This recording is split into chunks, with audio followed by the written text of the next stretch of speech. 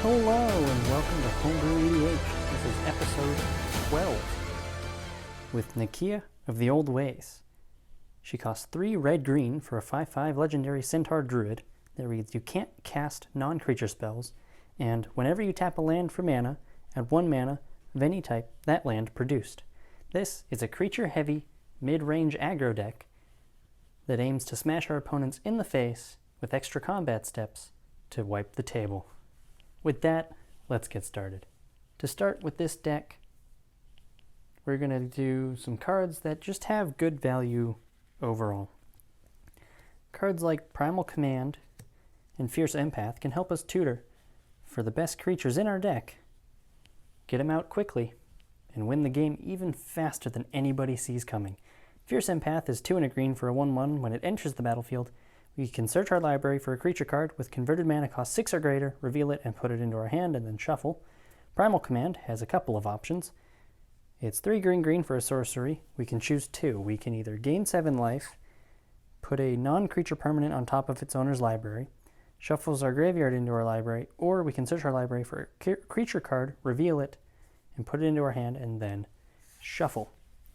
We also have Cindervines and Rhythm of the Wild, 2 enchantments that do special things to help us out. Cindervines, if you are in a spell-heavy commander group, you can have Cindervines out, and they'll be a little bit more cautious. It's a red and a green for an enchantment that reads, whenever an opponent casts a non-creature spell, Cindervines deals 1 damage to that player.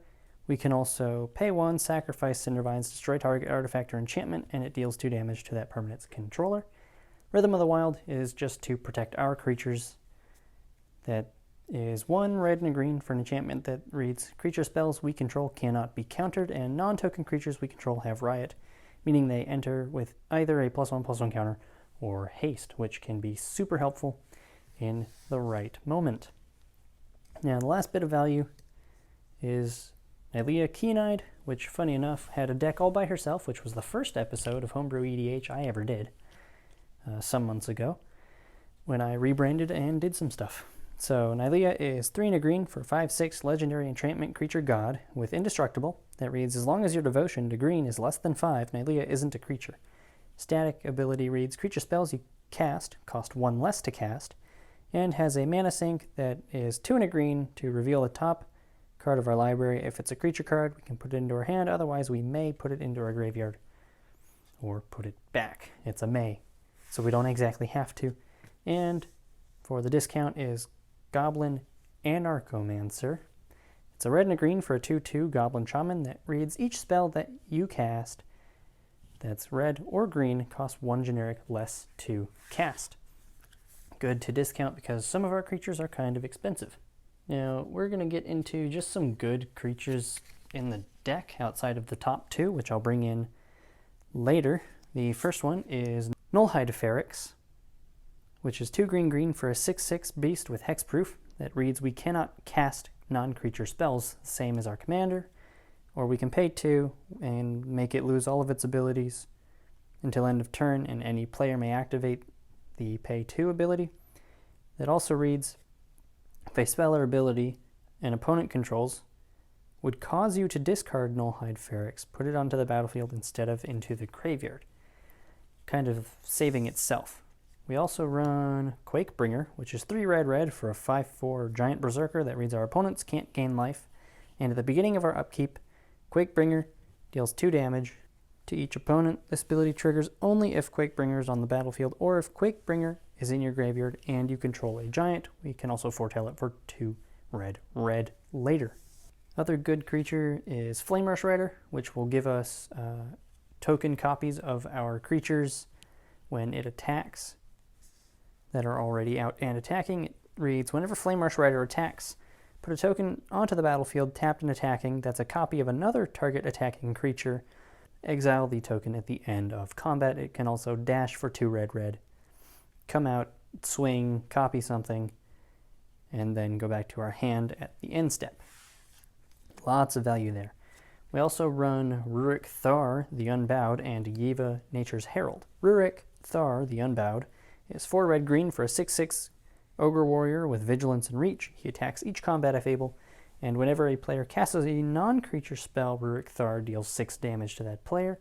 And Yiva Nature's Herald is 2 green for a 4/4 legendary elf shaman with flash that reads, we may cast green creature cards as though they had flash. There's a lot of creatures in this deck. It's very creature heavy because we cannot cast non-creature spells. So those are somewhat limited. Now, I said that at the beginning of the video there's a small land-based potential one-shot combo. Now, it's a little strange, but I kind of put it together while I was messing around and didn't realize this is how it could possibly work. But if you get your opponents low enough on life, say probably, half their life or lower, which isn't hard to do, we have a bunch of giant creatures, there's a 3-card combo that can do some crazy stuff. So what you're going to want to put in is Nahiri's Lithoforming, Ruination Rioter, and Titania Protector of Argoth. Now, I'll explain it here as best I can. So you're going to want Titania out first. She costs 3 green for a legendary elemental, it's a 5/3. When she enters the battlefield, return target land card from her graveyard to the battlefield. But the important part here is whenever a land you control is put into the graveyard from the battlefield, create a 5/3 green elemental creature token. You're going to want her on the battlefield first. Keep her around. The second step would be to cast Nahiri's Lithoforming, which is X red for a sorcery that reads sacrifice X lands. For each land sacrificed this way, draw a card. You may play X additional lands this turn. Lands you control enter the battlefield tapped this turn. Now, with all those lands you just sacrificed and put into your graveyard, Ruination Rioter comes in to finish the job. It's a red and a green for a 2/2 human berserker that when it dies, you may have it deal damage to any target equal to the number of land cards in your graveyard. So if you have, a random burn spell or a sacrifice outlet, you can kill off Ruination Rioter and have it ping somebody in the face for a ton, depending on how many lands you sacrificed. Now, for the two best creatures in the entire deck goes to Colonian Hydra and Scourge of the Throne. Colonian Hydra is 3 green for a Hydra with trample that enters the battlefield with 4 +1/+1 counters on it. Whenever it attacks, it doubles the number of +1/+1 counters on each creature we control. Now, Scourge of the Throne is 4 red for a 5/5 dragon with flying, dethrone. Whenever this creature attacks the player with the most life or tied for the most life, put a +1/+1 counter on it. And whenever it attacks for the first time each turn, if the dethrone triggers, untap all attacking creatures that we control. After this phase, there's an additional combat phase. So what you can do is have both of these out, make sure they don't die, wait a turn, and then you can swing with both of them. You turn your Colonian Hydra into an 8/8, and your Scourge of the Throne, say you trigger the dethrone here, would go from a 5/5 to a 6/6, turns into a 10/10. Guys, 6 times 2 is 12, not 10. Don't ask me how to do math. I don't know, clearly. So, yep, it's 12, not 10. On attack. So there's already 18 damage coming through. And then if you're triggering the dethrone or attacking the player with the most life, the Scourge ability triggers. You can untap all of your attacking creatures, do it again. This Hydra would go to 16. Scourge would go to, 20 or 21, 22, somewhere around there. And good luck stopping it. Smashing Face never fails. Because if enchantment or artifact or creature removal doesn't work, player removal just might. Thank you so much for watching this episode of Homebrew EDH. If you liked the video, go ahead and leave a like. Subscribe if you want to see more content like this. And be sure to leave comments for suggestions of what else I should build. If you have ideas, just let me know. I will see you guys in the next one.